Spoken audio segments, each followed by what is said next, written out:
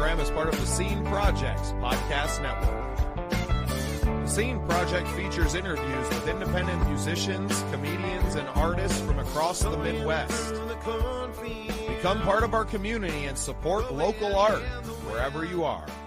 Well, welcome into a very exciting episode of The Scene. I'm your host, Bubba Startz, and with me today is Radio with Musiq. How's it going, brother? I'm doing well. How are you, sir? I'm awesome, man. You looking fly in that sweater. I love it, man. Thank you. Thank you. Hey, I've been following you for a little while now, and I kind of know what you're up to. But for all of my listeners and all the people at home, why don't you tell us a little bit about who you are and what you do? All right. So, originally, I was born in Miami, Florida, and I went to Atlanta, Georgia, in order to finish high school. I grew up and lived in Miami all my life, and like in my junior year, we moved to Atlanta, Georgia. I actually went to high school with Cam Newton, actually. Nice. Yeah, it was cool. And I played ball with him and everything. So, because I was a football head, that's how I came out to Sioux City, Iowa, was on a football scholarship. And I went to Briarcliff University. Shout out to them.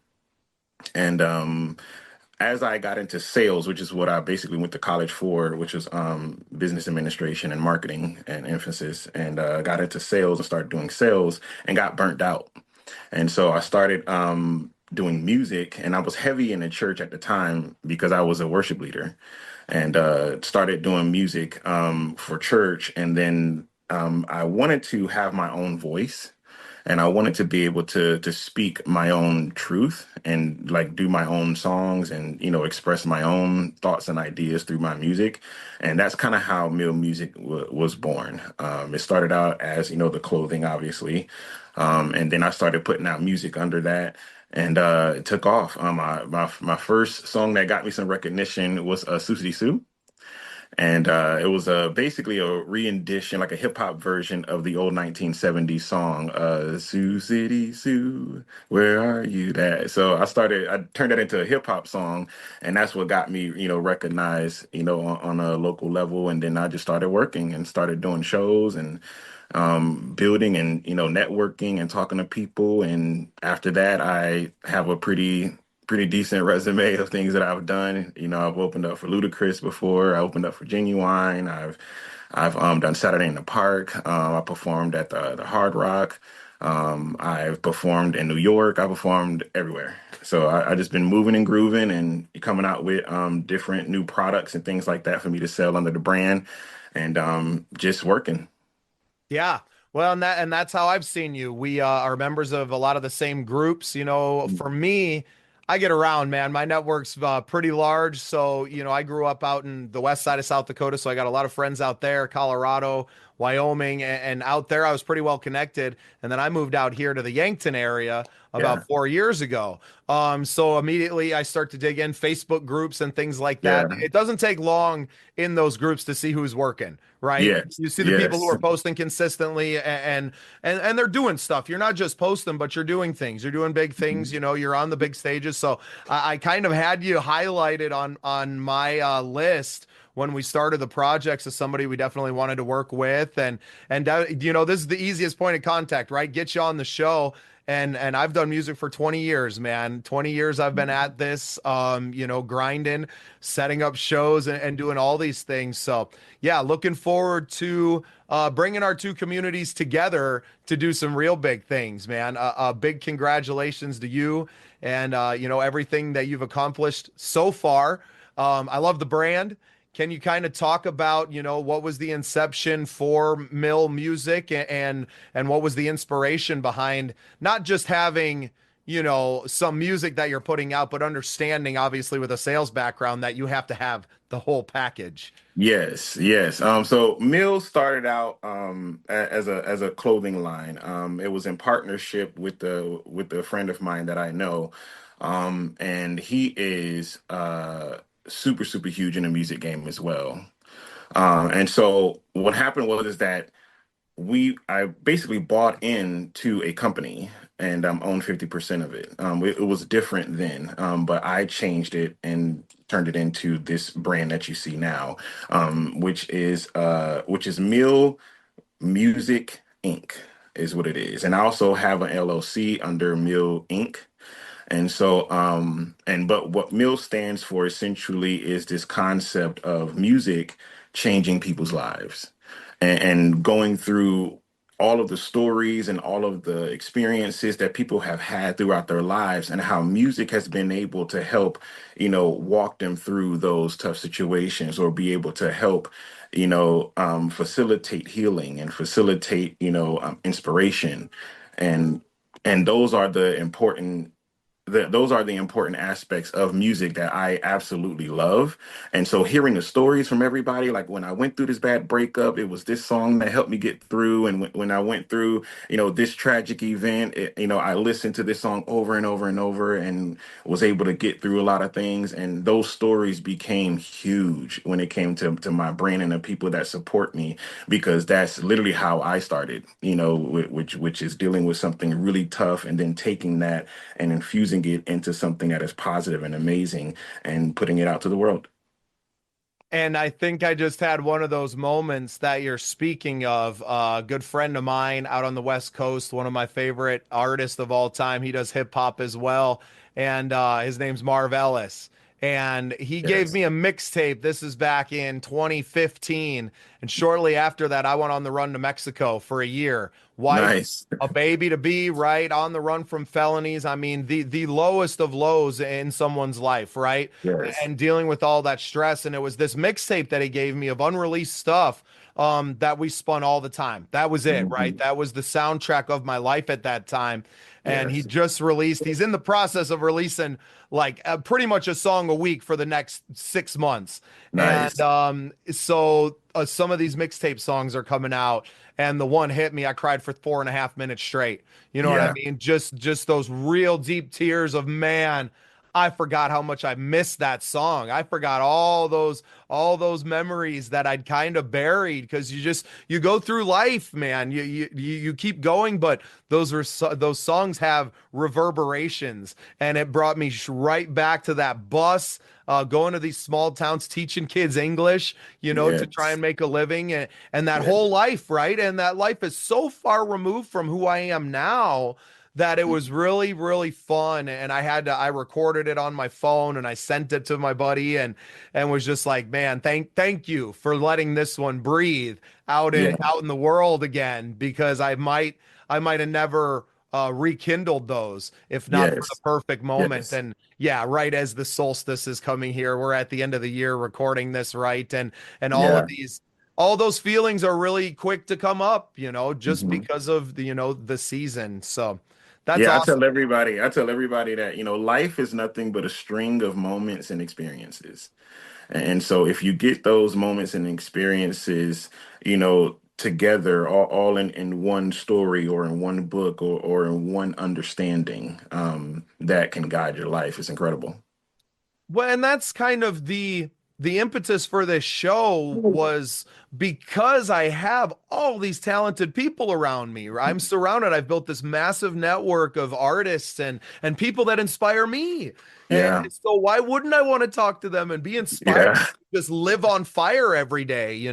It makes every day almost a religious, spiritual experience because I'm Yes. communing, right? I'm Yes. engaging with my community and I'm really glad that you're a part of it. We don't live too far away from each other. Yes. Obviously, musically, we probably operate in totally different worlds. I'm a little more country and rock, but the great Mhm. part about the Midwest, I think, is that everyone kind of listens to everything and all the Yes. groups kind of mix because, well, there's Yes. just not that many of us anyway. You can't really Yeah. segregate. So can you Yeah. kind of talk about being a hip hop artist in what most people would consider not a hip hop town, right? Sioux City, Iowa, not Mhm. known for its, massive hip hop scene, but you're building something and it's growing because you're willing to put in the work. Can you kind of talk about that a little bit? Yes, absolutely. The one of the very interesting things about my music is that my sound is very different. And it still embodies like your traditional hip hop, but at the same time, there's something else that's just infused in it, that really gets people hooked in. And I'm gonna tell you exactly what that is. It's actually my church background. So I bring a lot of gospel, I guess, musical movements and gospel singing and just that kind of like soulful Southern gospel style into hip hop. I did that intentionally, actually, just so it could be slightly different from what you would hear anywhere else. And it's super hype, it's super crazy, and everybody has a really good time with it. And I think that that was the difference. It's that okay? This guy, when people come to a show, right, to my show, they're like, okay. A lot of people, especially if you're heavy hip hop heads, you want to find out exactly what makes this person different from everybody else that I've listened to. You know what I mean? That's kind of one of the questions. Is like, what makes this person unique? Why is everybody liking them? And so when you get into that mode, I want to immediately be like, oh yeah, this guy's different. I want to immediately give that to them so that way they can understand that, oh, this is the reason why you're here. This is the reason why my followers follow me. This is the reason why this happens. It's simply because there's something about that person that makes a huge difference in the entire experience. And one of the things that I found out is that that actually works. Being different and unique actually works. It works. And so in an area where where hip hop is not really a huge thing, but here's what I'm gonna say. I think there's a revolution coming and that I'm super excited about. And that is the fact that hip hop is bleeding into everything. And so that creates wonderful opportunities and wonderful interactions. I think one of the greatest experiences I've had was a mixed genre show. And I've done a number of them here to where you'll have country, rock, hip hop. And we've done a lot of those here in Sioux City. And it seems to work really, really well because now you have a crowd of people who are from the other side that now gets to peek into your world and be like, oh, this is kind of cool. This is kind of interesting. And then you have people from the other side, from the hip hop world that shows up that never heard rock or heavy metal. And then all of a sudden we walk away from that experience like being fans of it all.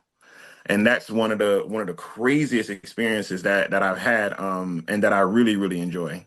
And I think that as time progresses and we tend to do more collaboration and we tend to work together a lot more, you'll start to see that kind of neutrality come across everybody. Yeah. Well, and I think it's just a shift. It's definitely a cultural shift because of probably I'm 38, right? So I grew up with, Eminem was just becoming huge, right? Yeah, And I think that introduced a lot of white suburban or yeah, rural yeah, kids to hip yeah, hop music. It gave you a hero, right? It didn't yeah, make it a segregated thing anymore. And not to like throw a bunch of flowers at a man who doesn't need any more flowers, right? He gets yeah, plenty. yeah, But it really opened that door, and now you have a lot of that, right? MGK yeah. is huge, and so Yes, like yes, all those lines are blurred. Rock and rap and like yes, country and rap and country and rock, and like it's all the same. Now it's all just good music. Most of it's done independently now, which I think is the cool thing, and why I like it, and why I reach out to guys like you that are you're building your own community. You're not trying to get famous, like you're not trying to go viral and do that. Yeah, we're all trying to do that, but yeah. your goal is to build community and to build this thing around you, that just goes forever. That's how you have longevity in this game, Yes, that and one of the greatest things that I've done is I've created this community called Mill Nation. And so, and what it is everybody, because I have about 16 to 20 people that have mill tattoos on them. So they have my brand literally tattooed on their skin for life, right? And they're my diehard fans, right? And so as that builds and that becomes a thing, that changes everything because now like, okay, these are my core people, and I get to zone in and focus on them and what they like, and then I can build that, on the outskirts with the people who are curious, and then all of a sudden now you see the transition of them becoming closer and closer and closer and then ultimately becoming a part of Mill Nation, which is a beautiful thing. Yeah, and that's what it's all about. I have a Facebook group called Starts and Friends. Starts and Mhm. Ends is the name of my band. So we just kind of made something to build that community. But now, the podcast, the Scene Projects, has become its own massive community. And what I like about that is that I get to bring you in. And you don't just bring you bring your whole community with you. Yes, And then you're yes, reaching out and doing to this. So really what I've always considered the Scene Projects is a network, right? It's the big yes, umbrella that kind of fits everybody underneath underneath of it. It doesn't have to be any one thing, and nobody has to come. People can come here from anywhere. And that's what's been really fun about this, because it's just been a platform for not just myself to express myself, but for me to allow anyone else to come on and to do the same. And you were kind of touching on a lot of the goals of this podcast and of this community right off the top with yours. These Yeah. great minds think alike, and we're all starting to connect with one another in a beautiful moment. Yeah, and then it opens up the door for many, many possibilities. Because I'm a really big thinker, right? So I'll give you a perfect example. You see this painting on the wall behind me, right? Yeah. So that painting was done by a recovering addict. And so one of the interesting things is that I've been able to express my talents and my abilities. I'm able to also see that in other people and give other people opportunities. So now when I have, things that happen here in this space, this is a huge story that I tell everybody. It's like, yeah, this painting right here was done by a recovering addict who just got out of rehab, and they didn't know what to do with themselves. And they was like, well, I don't know what to do. And they were afraid of relapsing and all. I said, you know what, listen, just breathe. And what is it that you do best? And she said, what really calms me is painting. And I said, okay. Here's your canvas. I'm gonna clear out my space, and we're gonna remove everything off of the walls, and I'm just gonna let you go and let you do whatever it is that you do. And we had a concept, of music, and music is life, and that's kind of what is painted on the walls and things. But just like look at that expression of this beautiful human being who most people would look at and assume that they're broken and something is wrong with them, right? I did 2 years in prison, right? Like I've done time, and I've seen those people, and I've been around those, and I know that every human has a purpose, and it's trying to. I think both of us are building these communities so that we can do exactly what you said, see that in others, and to water that, right? To see that seed and to water that and to give it sunlight and to protect it. And I think we aligned so much that this was meant to be. I'm glad it happened on Christmas Eve, as it were, that you had some time for me. We're obviously going to be working a lot more together from this point. I can just feel that already. But why don't I got to get you out of here today and let you enjoy some family time. Why don't you go ahead and plug everything again, and we'll let you go. All right, sweet. Radio with Musiq, ladies and gentlemen. This has been a wonderful experience on this podcast, so I appreciate you for inviting me to come talk a little bit. But again, you can find me and follow me literally on every platform that you can find. And if I'm not there, message me and I'll get there. Musiq, MILMUZIQ, everywhere. Honestly, if you just Google that, it'll pull up everything that is me, and you'll be able to navigate from there. Awesome. Well, thank you so much for being a part of the scene. Thank you so much for your time. I'm looking forward to working with you. Reach out to me. Let me know what opportunities you got, because I'm Well, we will. All right. Thank you so much. Have a wonderful day.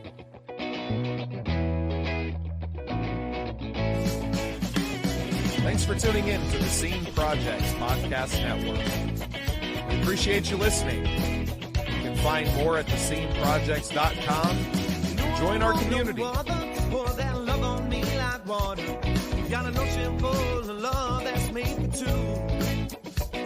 We sail upon the ocean breeze, and sunshine feels like you loving me.